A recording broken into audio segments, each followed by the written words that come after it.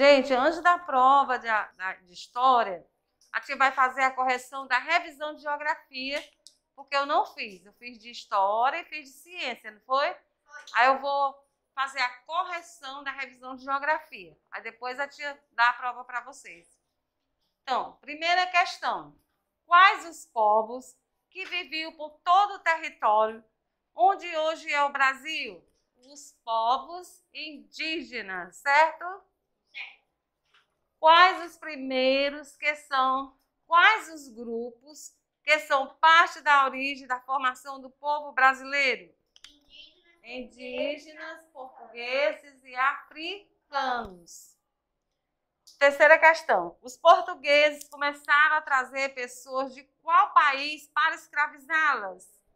Da África. Né? Pode estar na África ou África. O que é cultura afro-brasileira? Conjunto de elementos trazido pelos escravizados e adaptado por eles às condições encontradas no Brasil. Então, o que é a cultura afro-brasileira? Junto de elementos trazidos pelos escravizados e adaptado por eles às condições encontradas no Brasil. O que você entendeu por miscigenação? É a mistura de etnias. Etnias quer dizer raças. O que é população absoluta? É o número total de habitantes de determinado local. Então, é o número total de habitantes de determinado local. E vamos lá para a sétima. Onde se encontra a maioria da população absoluta de nosso país? Nas capitais e em áreas do litoral. Agora vamos para a oitava. Vamos para a oitava, né?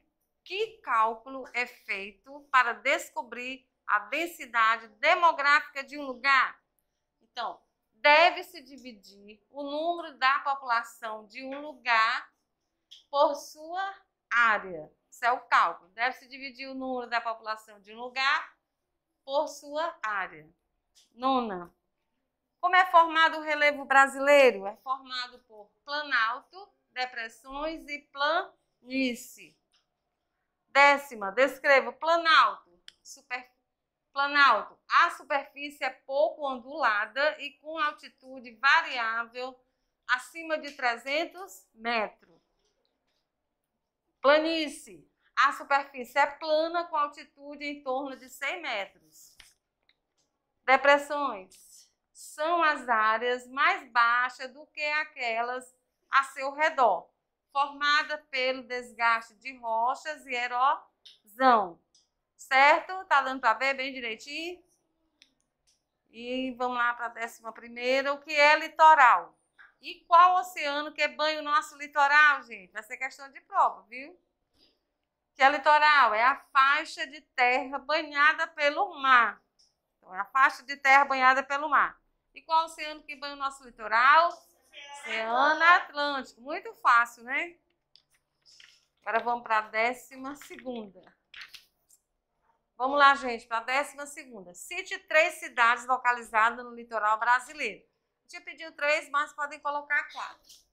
Rio de Janeiro, Salvador, Vitória, Porto Alegre e Recife. As terras banhadas por um rio e seus afluentes formam o quê? Uma bacia hidrográfica. Né? Complete as frases corretamente. A maior bacia hidrográfica do mundo é a bacia amazônica.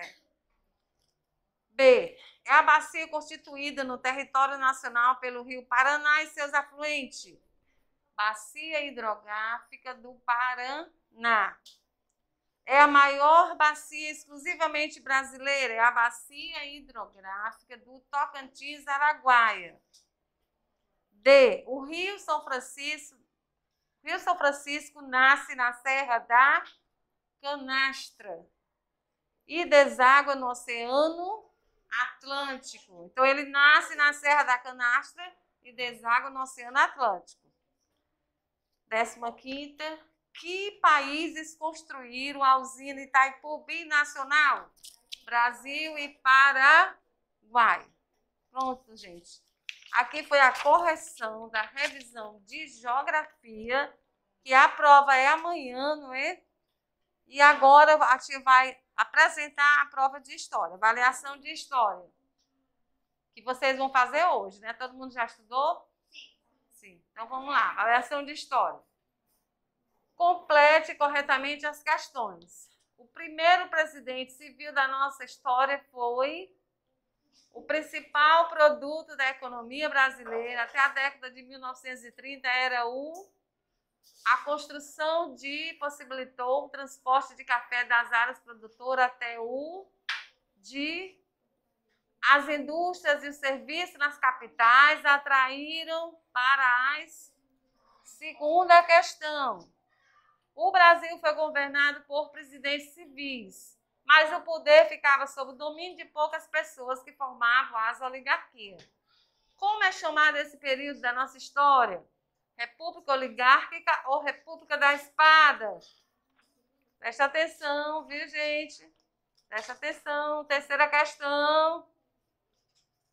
Qual a comunidade que atraía as pessoas que fugiam da seca e da fome e seguiam Antônio Conselheiro, homem que falava sobre a Bíblia e os valores cristãos? Aí vocês vão escrever o nome da comunidade.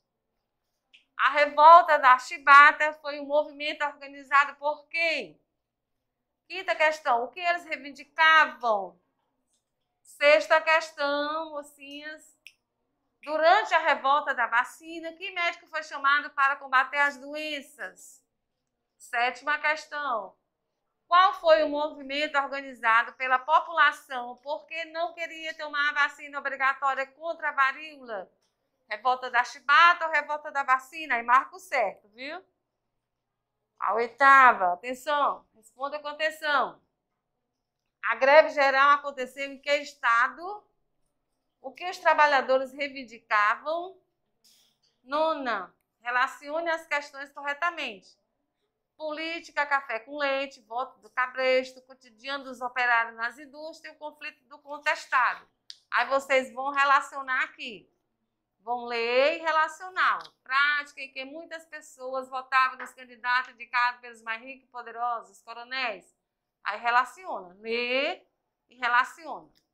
E a 10ª e última questão, vão preencher os espaços com as palavras abaixo. Ó, Getúlio Vargas, crise econômica e coronéis.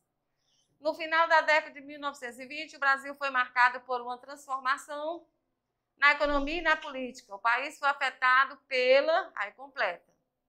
Washington Luiz deixou a presidência para quem assumia. Escreve o nome do presidente que vai assumir. Os grandes proprietários de terra que exerciam muito poder sobre a população eram os... Então, nesse quadrinho aqui tem a resposta, certo? Boa sorte. A prova está facílima, né? Gostaram? Facílima, facílima. Quem estudou vai tirar mais de 10. É brincando. Até amanhã, se Deus quiser, com avaliação de geografia. Tchau, gente.